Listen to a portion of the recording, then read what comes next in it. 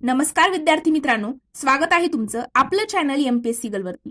मित्रांनो, बीडीओ म्हणजेच block development officer, ज्यालाच आपण मराठीमध्ये गट विकास अधिकारी म्हणतो, या पदाविषयी आपण आजच्या व्हिडिओमध्ये संपूर्ण सविस्तररित्या माहिती घेणार आहोत. या व्हिडिओ नंतर तुम्हाला गट विकास अधिकाऱ्याबद्दल कोणताही डाऊट राहणार नाही, कोणत्याच प्रकारची शंका तुम्हाला राहणार नाही. आणि जरी तुम्हाला कोणत्याही प्रकारचा डाऊट आलाच तर आपल्या चॅनलच्या अबाउट सेक्शनमध्ये माझ्या पर्सनल इंस्टाग्राम अकाउंटची आयडी आणि सोबतच आपला व्हॉट्सअप ग्रुप आहे, तो तुम्ही जॉईन करू शकता. त्या ठिकाणी तुम्हाला फ्री स्टडी मटेरियल सोबत नवनवीन करंट अफेअर्सच्या अपडेट वगैरे सगळ्या गोष्टी मिळणार आहेत. आणि मित्रांनो, इंस्टाग्रामवरती तुम्हाला कोणत्याही प्रकारचा डाऊट असेल तर तुम्ही मला त्या ठिकाणी तुमचे डाऊट विचारू शकता. 24 तासाच्या आतमध्ये तिथे प्रत्येकाला डाऊटचा त्या ठिकाणी रिप्लाय दिला जातो, प्रत्येकाचे डाऊट क्लिअर केले जातात. चला तर मित्रांनो, आपण आजच्या व्हिडिओला सुरुवात करूया.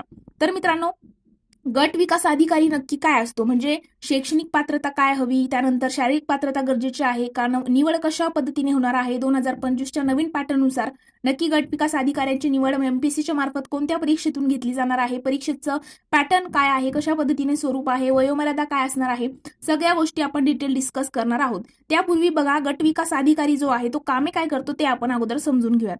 तर मित्रांनो, गट विकास अधिकारी जो आहे म्हणजेच बीडीओ हा शासनाच्या ग्राम विकासाच्या खात्याचा अधिकारी असून त्याच्यावर नजीकचे नियंत्रण जिल्हा परिषदेच्या मुख्य कार्यकारी अधिकाऱ्याचे म्हणजे सीईओचे असते. गट विकास अधिकारी हा राज्य शासन व पंचायत समिती तसेच जिल्हा परिषद व पंचायत समिती यांच्यामध्ये दुवा म्हणून काम करत असतो. कोण? तर बीडीओ, गट विकास अधिकारी.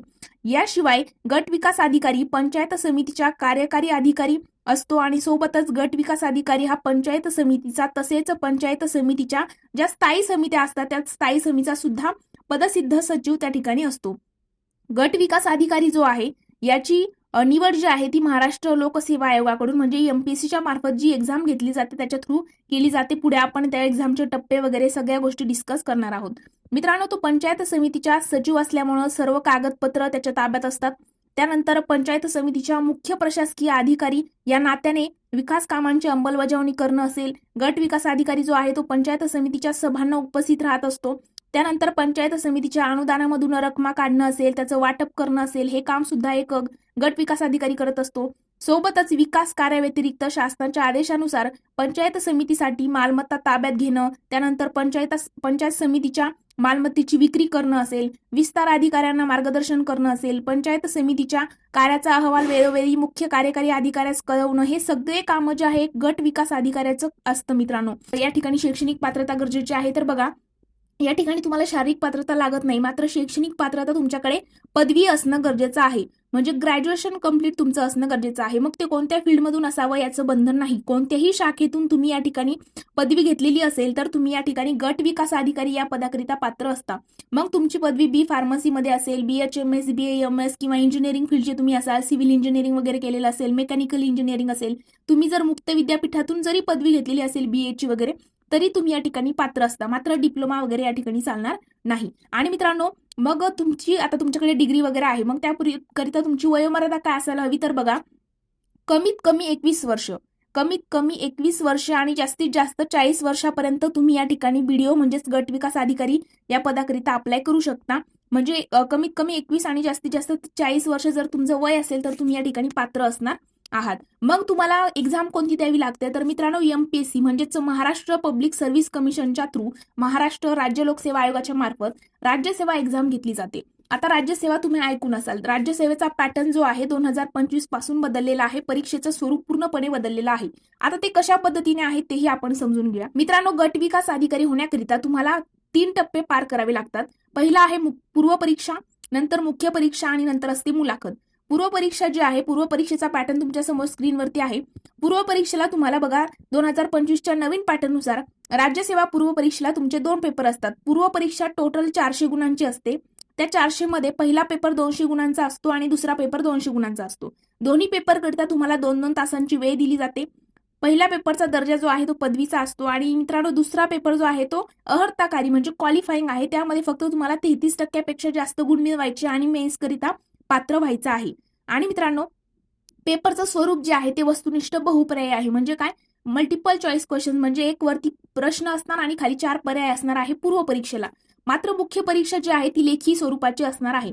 आता बघा, पूर्व परीक्षा 400 गुणांची, 2 पेपर, दोन्ही पेपर 200-200 गुणांचे, दोन्ही पेपरला त्या ठिकाणी 2-2 तासांचा कालावधी आहे आणि एमसीक्यूचा पॅटर्न आहे आणि दुसरा पेपर क्वालिफाईंग आहे.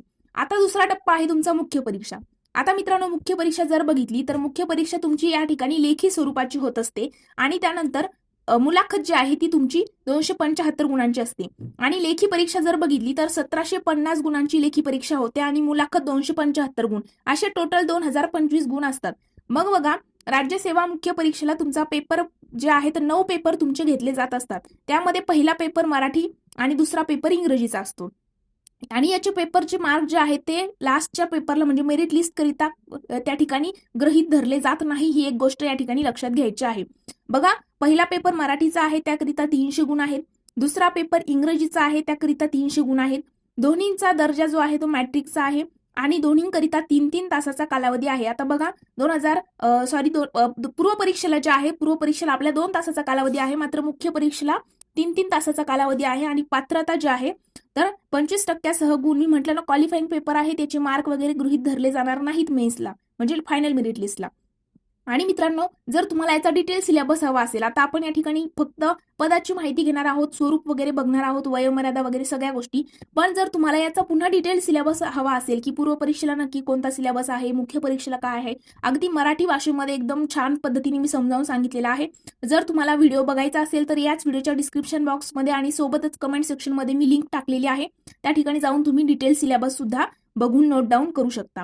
हे 2 पेपर झाल्यानंतर बघा, गुणवत्तेसाठी मोजले जाणारे पेपर, मग ते पेपर असतात 7 पेपर. त्यामध्ये पेपर तिसरा जो आहे तो निबंधाचा असतो. आता मित्रांनो, एक गोष्ट लक्षात घ्यायची आहे, हे जे 7 पेपर आहेत नंतरचे जे गुणवत्तेसाठी पकडले जातात, त्या सगळ्या पेपरला तुम्हाला 250 गुण असतात आणि सगळ्या पेपरचा टायमिंग सुद्धा 3-3 तासाचा असतो आणि अनिवार्य काय आहे तर पारंपरिक आहे. म्हणजे काय, पारंपरिक वर्णनात्मक म्हणजे लेखी स्वरूपाचे हे पेपर होणार आहेत. पेपर तिसरा निबंधाचा असतो आणि चौथा, 5वा, 6वा, 7वा हे जे 4 पेपर आहेत ते जीएसटी असतात, सामान्य अध्ययनचे पेपर असतात. त्यामध्ये तुम्हाला मग पॉलिटी आहे, त्यानंतर इकॉनॉमिक्स आहे म्हणजे राज्यशास्त्र, अर्थशास्त्र, त्यानंतर जिओग्राफी म्हणजे भूगोल, हे विषय सगळे असतात, सामान्य विज्ञान वगैरे.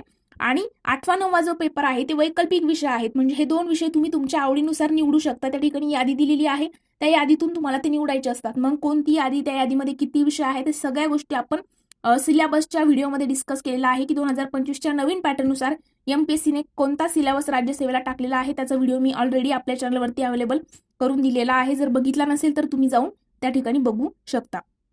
तर मित्रांनो बघा, आपण गट विकास अधिकाऱ्याची कामे बघितली, त्यानंतर परीक्षेचं स्वरूप, पूर्व परीक्षा, मुख्य परीक्षा, मुलाखत जी आहे. आता पूर्व परीक्षा जी आहे ती 400 गुणांची, मुख्य परीक्षा टोटल 2025 गुण, त्यामध्ये मुलाखत पण ऍड केलेली आहे आपण. मुख्य परीक्षा लेखी जी आहे ती 1725 गुणांची आणि मुलाखत 275 गुणांची. ते झाल्यानंतर आपण त्यांचं बघा निवड कशा पद्धतीने तर एमपीएससीच्या मार्फत होते. एज लिमिट 21 वर्ष, कमीत कमी जास्तीत जास्त 40 वर्ष. आणि मित्रांनो, त्या ठिकाणी वेतन जर आपण बघितलं तर वेतन तुम्हाला म्हणजे वेतनमध्ये तुम्हाला भत्ते वगैरे सगळे त्या ठिकाणी ऍड होत असतात, जे एक्स्ट्रा प्रवास भत्ते वगैरे सगळ्या गोष्टी ऍड होतात. आणि मित्रांनो, तुमचं वेतन जे आहे ते तुमच्या रिटायरमेंटच्या एज पर्यंत 1,21,000च्या आसपास तुमचं वेतन जात असतं. आता या ठिकाणी आपण स्पेसिफिक आकडा सांगू शकत नाही की त्या अधिकाऱ्याला किती वेतन असतं, कारण की ते अलाउड नाहीये. ओके, तर अशा पद्धतीने तुम्हाला वेतन वगैरे आपण सगळ्या गोष्टी डिस्कस केलेल्या आहेत. या व्हिडिओ नंतरही तुम्हाला जर गट विकास अधिकारी या पदाविषयी कोणत्याही प्रकारचा डाऊट असेल तर मित्रांनो, आपल्या व्हिडिओच्या अबाउट सेक्शनमध्ये आपला व्हॉट्सअप ग्रुप आणि सोबतच इंस्टाग्रामची माझी आयडी आहे, त्या ठिकाणी जाऊन तुम्ही मला पर्सनली मेसेज करून तुमचे सगळे डाऊट वगैरे विचारू शकता. प्रत्येकाला त्या ठिकाणी रिप्लाय सुद्धा मिळत असतो. आणि मित्रांनो, जर आपल्या चॅनलवरती हा व्हिडिओ फर्स्ट टाइम बघत असाल तर नक्कीच सबस्क्राईब करा, जेणेकरून एमपीएससीच्या मार्फत येणाऱ्या सगळ्या पोस्टची इन्फॉर्मेशन, नवीन अपडेट, सगळ्या गोष्टी तुमच्यापर्यंत लवकरात लवकर पोहोचेल. तर आज आपण इथेच थांबूया. Thank you so much.